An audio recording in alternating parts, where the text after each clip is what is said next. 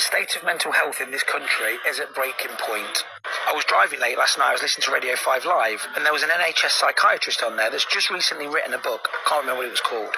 And I think the guy that was interviewing was Nihal from Radio 5 Live. He's actually quite a decent interviewer. And anyway, they were talking about the state of mental health, and this psychiatrist said two things that absolutely stuck out, and I can't believe one of them. So essentially what the psychiatrist was saying is something that I've been saying for quite a while, that most people's mental health issues are because of something that's going on in their life. It's not a physiological or biological or neurological issue. And he gave many examples, but one of them was he treated a young man who was suicidal, very, very depressed, and recently split up from his partner and put him on some antidepressant tablets. Didn't name what they were. I said, come back in a few weeks' time and we'll reassess you. Anyway, the guy came back and he says, the change was profound. He looked better, sounded better, very upbeat, amazing. On the way out the office, or wherever he was speaking to the guy, he says, I can't believe this. I've never seen these tablets work so well. The bloke said to them, I didn't take them. I just got back with my missus. And he was like, it was at this point I started to realise that people's circumstances, what's going on in their life, is probably more the reason that they're feeling depressed, anxious, whatever it might be, rather than anything neurological. The second story will blow your mind. It was saying that basically there just isn't enough beds or doctors to treat everybody that's got mental health issues. So one of the things they have to do is get people in and out as quickly as they can to get them to the next person. Anyway, a colleague of his was assessing a woman who was suicidal and was threatening to unalive herself. Now, the lady said that she was going to throw herself out of the window of where she lived. Upon a little bit more assessment, the psychiatrist decided to let her go because this lady only lived on the second floor of a building. So the risk to reward for that psychiatrist was worth it. So this woman was discharged simply on the basis that maybe throwing yourself out from the second floor wasn't going to be fatal. Can you believe this? This is the state of mental health. And the NHS in a whole. But essentially, there aren't enough staff, there aren't enough beds, and they can only treat the most serious of serious patients. The state of mental health in this country is at breaking point. I'm going to talk about mental health stigma and discrimination. What is mental health stigma? Mental health stigma is a negative attitude.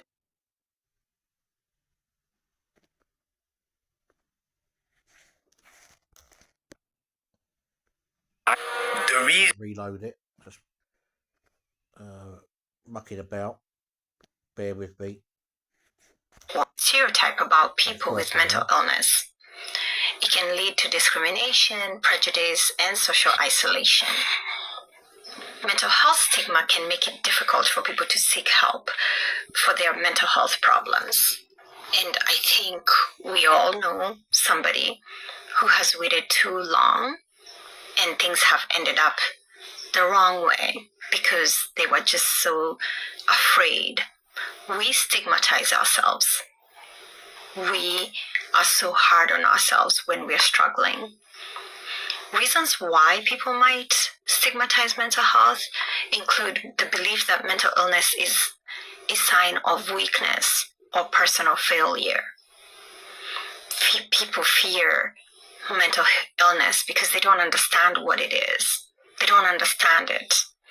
Misconception of all people with mental illness.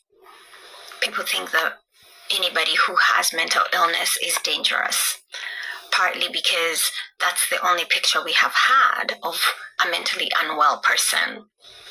And of course, people do not understand mental illness. So that means that we really need to understand mental illness better. We need to make this a table topic, really, where we can all be vulnerable with each other and realize that we all struggle.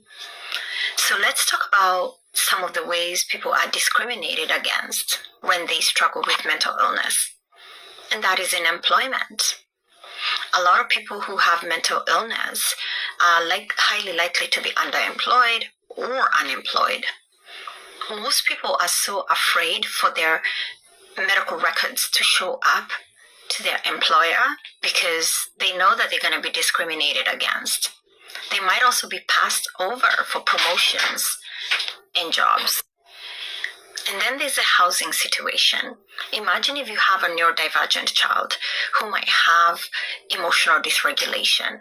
It's highly likely that you will struggle with housing because your neighbors are complaining about the noise in the house, especially if you're on an upstairs apartment. I mean, people might be evicted because of the mental health conditions. And then there's the education piece. People are denied admissions to schools or colleges based on their mental health issues. They might be placed in special education classes because of their mental health conditions. I don't know whether you know, but Thomas Edison was classified as a mentally unwell person. So what happened is his mom decided to educate him. People with mental illness are also discriminated against in healthcare settings. You would think that that is where they get the most acknowledged, but no, they receive a lot of discrimination in healthcare settings, in the ability to receive care. Half of them are underemployed, so they don't have insurance, and for that reason, they are not privy to the best healthcare there is. And then, of course, in social relationships, most people feel isolated because of their mental illness. How often will you hear somebody, being ostracized because they have suffered a manic episode? They can also be victims of violence in their own social environments because they are misunderstood, right? So why should we talk about it? Why should we talk about discrimination and stigmatization of mental illness? And that's because mental health stigma can have a devastating impact on people's lives. And it also prevents help seeking because people are afraid. They're afraid of the stigmatization at their work, at their social environments, at their employers. I have a lot of, in our institution, we have 10 free sessions of mental health services, right? Most people don't want to take advantage of that because they are afraid that it will be connected to their employer, and then their employer will discriminate against them based on the findings of those visits. But I'm here to say that that is not true. Those records do not go back to the employer. So do not afraid to seek help in that sense. And then, of course, we want to decrease social isolation that can be associated with pre-existing mental health issues. Most people will isolate because they don't want to be found out, because they don't want to be ostracized. They don't want to be the butt of all jokes in the community. So they will isolate. And then, of course, we want to talk about it because we want to improve employability. We want table topics such as mental health support, And we also want to encourage people to talk about these things so that people can stop feeling ashamed, guilty for having conditions that, anybody can have, you and I can have. And how can we go about that? I say we need to educate. We need to educate ourselves and others, dispel the myths about mental illness and the stereotypes that come with it. We need to challenge negative attitudes about mental illness when you hear them. So if you hear somebody talk, the reason mental health is worse in the UK compared to other countries, especially third world countries, is simple. The number one thing is community. You see, when you're in the UK or first world country, all you're doing is going to work, going back home, you're by yourself most of the time. Whereas when you go to third world countries, there's community, there's 10, 20, 30 people sitting together every single day, discussing matters, trying to help each other out. There's a sense of belonging. If you're struggling with something, someone's going to tell you what they went through and what you can do. Whereas when you're in the UK, America, or all in first world countries, you're by yourself. You you're working, you're going home, you're sitting down with your thoughts and that. There's no time to even do things because you're too busy working. There's no one to turn to because you're scared of judgment or they're busy working. Like, that's the one thing the third world has, which is so powerful, which is community. Being around like-minded people, being around 5, 10, 30 people discussing what's going on in their life, what they need help with and that. Like, that right there is priceless. So just reach out to people, try to create a sense of community within your area, within your workplace or whatever, so that you don't feel alone and you can share what you're feeling.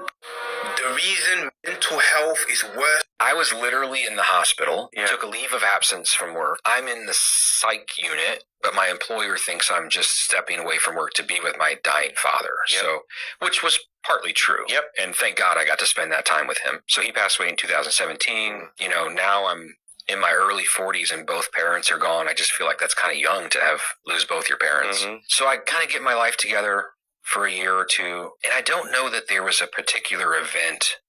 I just started to become stressed out at work and a bit paranoid. Paranoia is a key symptom of bipolar. Mm-hmm. So my imagination would run wild. I had a coworker that I wouldn't get along with, and I convinced myself that he was trying to get me fired. There was definitely some friction, but I was in kind of a senior management position, so it was kind of a big deal. It made it to the ownership level. This went on for a while, and my mental health declined. I believe I saw the writing on the wall. I thought at some point I was going to be fired, so I made the mistake of taking action. I confided in my boss, who I had a great relationship with, about that hospital stay a year or so earlier.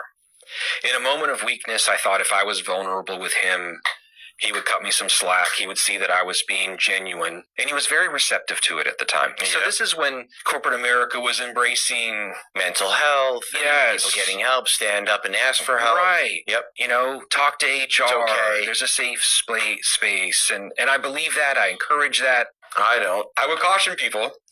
Yeah, don't do what I did. I told my boss it went great for about a week, and then I feel like he turned on me. I'm sure I did some things. Here's the moral of my story. Once you put somebody in that position, when you show them all of your vulnerabilities, if you're in a working relationship, the minute that there's any friction or a superior needs to counsel somebody else, now you have an issue because you've gone down that road of, you know, all my secrets. So I felt like he was holding it against me, and I took the position of, you're being hard on me because I told you that I have some mental health issues. Mm-hmm. And we were both wrong. I was wrong for escalating it. He was wrong. It was not smart. I mean, the guy would put stuff in writing, like, you know, I'm going to come down on you. This is unacceptable. And I would be like, this is because I told you about my bipolar disorder. It got ugly. I saw the writing on the wall. I knew that career was going to come to an end. And I felt discriminated against, and I went and got a lawyer, and I sued my employer. I went there. What was that like? It was wild. Well, I was out of my mind at this point. So I was manic. You know, when someone with bipolar is going through a manic episode, if you don't know much about bipolar disorder, that doesn't mean that they strip their clothes off and run down the street naked. Like, it's not, it could be, but could also be that they maybe overly prideful, overshare over a situation. Yeah. And yeah. I think the biggest downfall for me with bipolar is that you don't think about what's going to happen next. You don't think about the consequences. Yeah. So I just thought, you hurt my feelings. I'm going to get a lawyer. I didn't think about how that would play out. I just thought, I'm going to stand up for myself. Somewhat justified. So my lawyer filed a discrimination grievance with the state, and that quickly made it to our owners. You had left the company already, or no, you were still working? I'm going to work every day. Okay. And I put my employer in a tough spot because it's a multi-billion-dollar business. I was the guy in charge of Houston. They kind of went into panic mode because they couldn't retaliate, but yet they couldn't tell me not to come to work. So what came next? Litigation. But you were still working for the company? Yeah, this went on for a couple of months of investigations and awkwardness. And my boss was in Dallas and they wouldn't allow him to come to Houston because we couldn't be in the same room. And holy crap, this Russell guy is in charge. You know, is he going to strip his clothes off and run through the office, or is he mentally stable? It was, I mean, the sad part is I adored this company. Fantastic company, based out of Connecticut, out of Hartford. I put them in a very unfair spot. They did what they had to do to protect themselves, but it was awkward for all of us. You know, I needed a paycheck. I wasn't going to stop coming to work, but I was not thinking clearly. So, yeah, so to answer your question, Did you win the lawsuit? we settled in mediation. Oh, okay. Yeah. Very cool. Yeah. For an undisclosed amount. I mean, it was not a windfall, but I was comfortable for a while. I was literally in the hospital, took a leave of absence from work. I'm in the psych unit.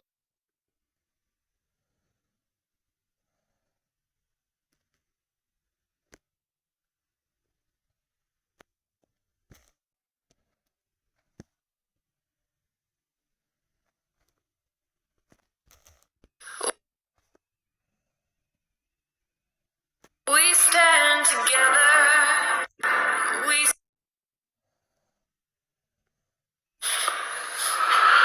Let me know if you agree with this comment. This is with reference to the Tory leader here, when she turned round and said last week and this week that people with mental health issues do not need to be on PIP. Absolutely shocking. She's saying people with mental health issues just need to go back to work and they'll get better. That is absolutely madness. Can you imagine what it'd be like for people with mental health issues if she got into power? You know, mental health charities won't get any help. Hospitals should actually most likely cut their mental health departments, and people with mental health issues getting no help whatsoever. Is this the type of woman we need to run the country? Is this the type of leader the Conservative Party need? How can she turn around and say people with mental health issues don't need help, they can just go back to work? It is absolutely shocking. Let me know, guys, if you agree with that comment, because I do. I think the government, present and potential future, are totally out of touch with people. Let me know, guys. Let me know if...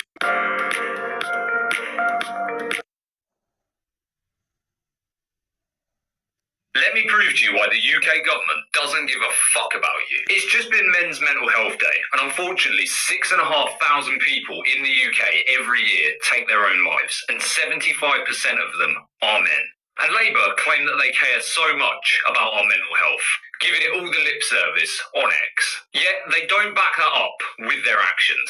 SafeLine is the only UK institution dedicated to helping men and boys who have been the victims of abuse. Their only source of funding is the UK government. Want to have a guess at how much funding Labour gave them last year? £250,000. Absolute peanuts, crumbs, nothing. It's their only source of funding. To put that into perspective, we spend that every 36 seconds on the NHS. We spend 24 times that every day on hotels for certain individuals in this country. But Labour don't think it's even worth doubling how much they spend on a service that is so vital in the UK for men. So once again, if there was any doubt of how little Labour care about the people's well-being in this country, you know, the ones that pay their taxes and keep this country running, they couldn't give less of a shit. Let me know what you think of this in the comments. Let me prove to you why the UK... People get way too comfortable discriminating against the mentally ill when any point in our lives we can become unwell. Just like cancer, there is no criteria, there is no age, race, gender that is immune from developing the symptoms. Each one of us is just one circumstance away, one change in brain chemistry from us developing the symptoms of a mental illness. Somehow, people just feel that they are immune that it's never going to happen to them. Any of us can develop the symptoms of psychosis. Psychosis isn't just some self-inflicted lifestyle choice.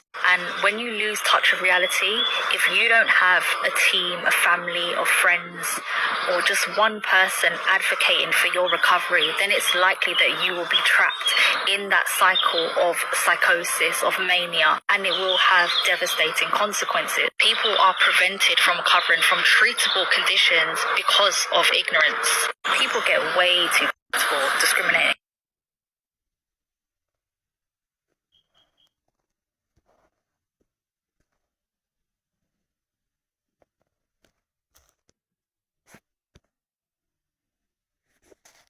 According to psychology, being around people who complain, judge, and criticize can damage your state of mind way more than you think. Here's the science behind and how you can turn this into positive at the end. Number 1, mood and emotions are contagious. You absorb the mood and emotions of the people around you without consciously noticing it.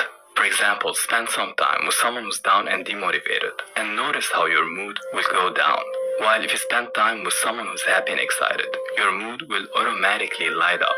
Number 2, repeated negativity can rewire the brain, which makes negative thinking more automatic because neurons that fire together wire together. And over time, your brain becomes faster at spotting problems and slower at finding solutions and seeing what's positive. And number 3, when you're around negative people, your brain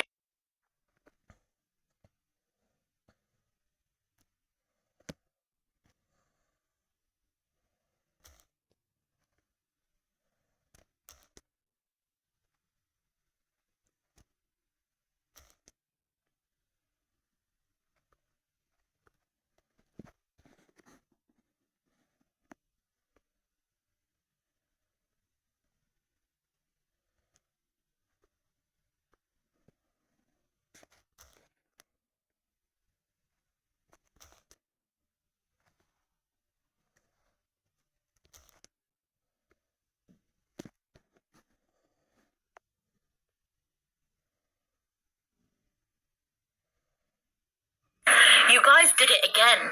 You referred us to social services. Another social services referral. Great.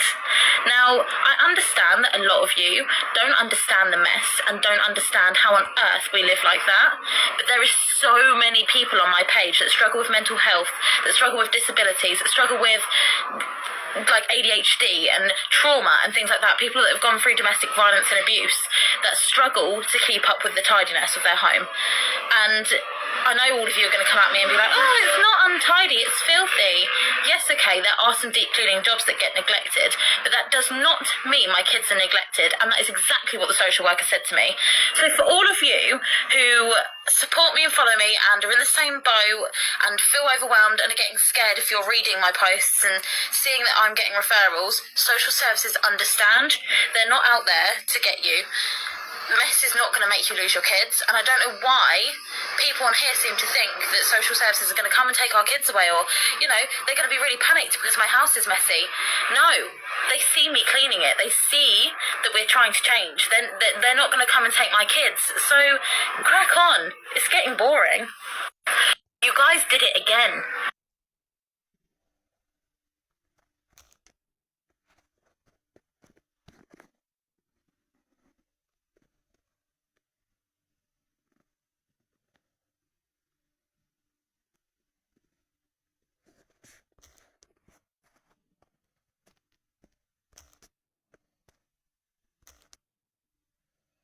You guys did it again.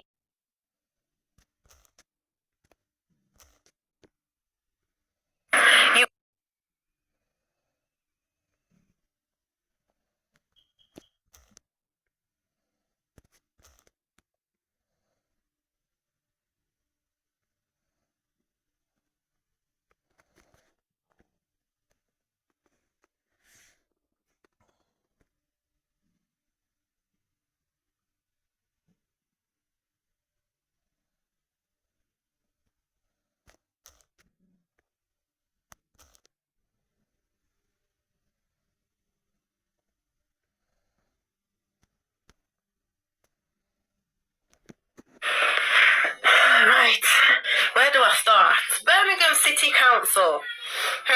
Bromford Housing. These are the two people that I'd like to speak about today. Apparently, the same people that are lying, cheating, stealing and taking our money hard-earned through taxes, or then saying we are not entitled to have things free, which they basically say by law we can have and state and advertise, so we will become their customers and live in their houses. Apparently, I cannot get the house I was promised by the council through Housing Bromford Association. Now this is it. This is the gist of it. They said that I'm not entitled to a 4-bedroom, even though the council has stated that I am. Here is the gist, guys. My mother is dying from Alzheimer's and dementia. It's not suitable for her to be living in my small property, which is already overcrowded, and not suitable to live in as it has mould, and they do not fix it. Now, furthermore, my mum has had countless social workers investigate and do their little thing, and they said it's better if she stays at home for now, with the help of you and carers. If not, then just you will suffice, as long as you can manage it. Yeah, you with me? Okay, let's go. Now, fast forward to the council. They've allowed me to put her on the housing application. They've allowed me to bid. And here's where it gets a bit dodgy. I even begged them just to give me a 3-bedroom, because I was happy to settle for something better than this 2-bedroom, 1 toilet, bathroom place when there is 6 of us in here. 6. 1 toilet, 1 bathroom. Are you getting me? My mum cannot live at this place with us and be dignified when she cannot get to the toilet up the stairs. She's not allowed to be up onto any 2nd floor by law by the people who investigate houses and old people and their health and what is adequate and safe. Are you with me? Occupational therapy, social workers and carers and assistants. Okay, fast forward. I'm here bidding. I'm great, I've got one. Number 1, it isn't far. Well done, Di, you gone far. We're excited. We waited 2 weeks. We don't hear nothing. So I'm anxiously anticipating a call, hoping that I don't miss this call. So I call them just to say, okay, this is my new number. This is my email address. I'm quite happy to come whenever you're ready. I drive past there every day. My kids go to school down the road. It's brilliant. I've been waiting for over 10 years for this place. And they put the phone down. Very nice, very cordial, very cool. Oh, great, we'll tell the housing agent that's going to book your viewing and let you know. Fast forward. We're driving past the house every day, right? So we're getting excited. We know what door number it is. Now, wouldn't you go and see the house? You know you're number 1 to go and view this house. You know you are just waiting to get the agent to go and show you to this house. It's yours, right? Okay. I'll go to the house today with my children after school, just to show my husband who's hard at work. Just to show my husband, here's the house, love. This is where we're moving. I'm excited, yay. I seen someone was in there, no problem. Could be a worker doing the finishing touches, fine. I'm not complaining. Fast forward to an hour later, I get a call. Oh, Miss Griffiths, you're not eligible for the property. Well, why not? Because your mum's not on the tenancy with you. No, because she has her own place that she needs to be in with dignity until she can move into a decent space with her family, which is me, her carer, her next of kin. So now, they have told me that this place I'm not entitled to, even though my housing benefit would pay up to £800 and something a month. Council, housing association, or private rented off somebody that has their own house. So 800 and something suffices for a 4-bedroom on the council housing association social housing checklist and how much they are for 2-bedroom, 3-bedroom and 4. I've even spoke to the council about this. If I find a private place to rent, can you pay me for the 4-bedroom? Up to £800, they said, just over. Yes, sure. So now, Bromford, you have a lot to answer for, Bromford. I've been waiting over 10 years to get a place. I am well within my rights. I have countless social workers and professionals saying that we need a house. We need a bigger place. My mum is dying. I don't know how long I have left with my mum. Would you like to be put in this situation where your mum is 7 miles down the road, but it's a nice place for her to stay? She can't stay with you. She'll be going to the toilet on herself every 2 minutes. It's not dignified. She does not have her own space. You want your mother to die in peace with dignity, right? That's what we all want, right? No, Bromford Housing Association doesn't want that for me. I'm a hard-working student. I'm level 3 psychology. I have 4 kids. My eldest son, he has mental problems. He was self-harming due to not having his own space away from these young kids that be annoying him. Older siblings, you know your younger siblings annoy you, right? You just need space. This boy be self-harming in front of my girls. But apparently I'm not entitled to this place, right? To live with my family, dignity, dignified, and have some respect for myself that I can watch my family in a decent, humane environment. I don't know whether to scream, cry, shout, what. I just need some help and support, guys, because this is not right. Since ever I've went to see the plot, the house, now all of a sudden they phone me saying I'm not eligible for reasons that make no sense when the same people they answer to, the Birmingham City Council, have said I'm entitled to it. But I cannot get a 3-bedroom. No. You have to have a 4. So who is telling who lies? Who is discriminating? Who is a disgusting piece of work with no real core values for family and community? So you'll see me, half of my hair shaved off, blonde hair. You'll see me looking like this, right? My tattoos. And you would judge me. You would judge me. From what you see with your eye, you would judge me and say you don't want me on that estate in your housing. That's basically what you have done, because there is no other reason why I would not be allowed to have that house. For over 10 years, I've been doing everything by the book, to the T. Sending in all my informations, saying who's living where and who is doing what. Just to get a clear, precise, honest picture so I can get helped properly. Birmingham City Council, Bromford Housing, you all have a lot to answer for. Alzheimer's Association, dementia support, anybody that can help me with this right now. I need to get my mum living with me. She cannot live in this small house with me, guys. I need some form of help and advice. Citizen advice is not it. I need to go to people, the core. I'm going to the Birmingham City Council to see what they will say, and I'll report back. Wait and see. Because apparently this world's going to pot, right? The schools are phoning police on the parents. And the teachers are talking to the parents any old how. We're not human beings that have pains and disabilities. I just can't no more. I just can't. I'm so angry and infuriated. I had to get this out here to you guys. I'm so in... I really thought I was having my dream, my move, finally. And now for what reason? I'm not eligible. Let's see what happens. Right, where do I start? Birmingham City Council.